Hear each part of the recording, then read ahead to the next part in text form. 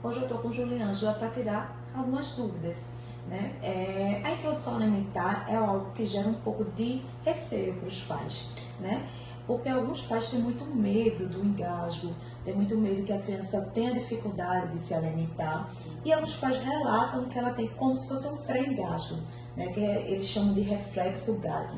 Você poderia explicar um pouquinho melhor qual a diferença do reflexo com engasgo? Certo. Então a gente tem que entender que o reflexo gag, né, GAG que escreve, ele é um reflexo protetor.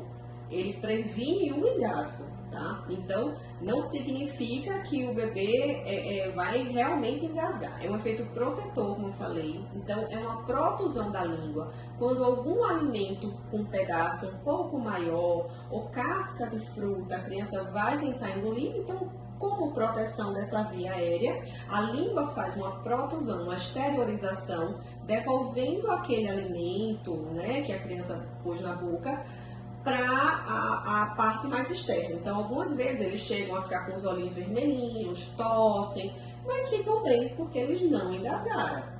Tá? Então, é um efeito de proteção, né?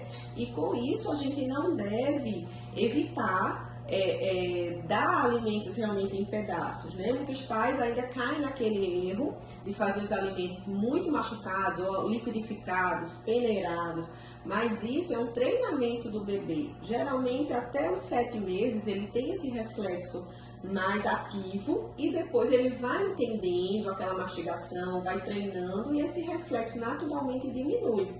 Se a gente continua oferecendo tudo muito amassado, muito líquido pastoso, a gente não está treinando aquele bebê para se alimentar de sólidos e esse reflexo leva até mais tempo até ele cessar.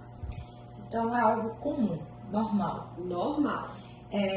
Teria como a gente evitar que aconteça esse tipo de reflexo? Não, porque isso realmente é um reflexo natural do bebê, né? Ele tem aquela fase dos 6, 7 meses, é um efeito até protetivo, enquanto ele está aprendendo a se alimentar, né?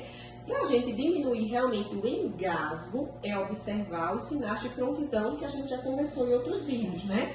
Então, o bebê tem que ter 6 meses, o bebê tem que sentar com o mínimo de apoio, né? Então, ele tem que ter aquela coordenação de levar alimento à boca. Então, o bebê tem que ter uma certa autonomia antes da gente oferecer o alimento, né? E, claro, para os engasgos, evitar alimentos pequenos, duros, né? Que a criança em forma circulares, geralmente cilíndricas ou circulares, que podem facilitar o engasgo. Mas o reflexo do gag é uma coisa natural.